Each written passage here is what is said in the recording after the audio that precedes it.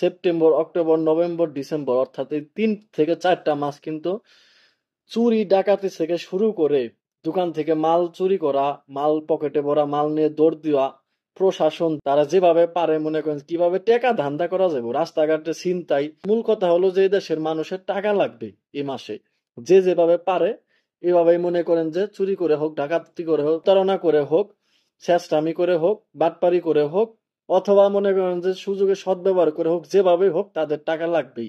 তো তার একটা বাস্তব উদাহরণ, আমি জানি না সঠিক মূল ঘটনা কি, তবে যতটুকু শুনেছি যে দক্ষিণ আফ্রিকা একটি অঞ্চলে এক প্রবাসী বাঙালি তার মালিকের সাথে সম্ভবত কিছু ঝামেলা ছিল। তো সেই ঝামেলার পরিপ্রেক্ষিতে জানি না সে তাকে খুন করার চেষ্টা করেছে কিনা, তবে গুজব উঠেছে সোশ্যাল মিডিয়ায়, এই বিষয়টা খুবই তুলকাল চলতেছে।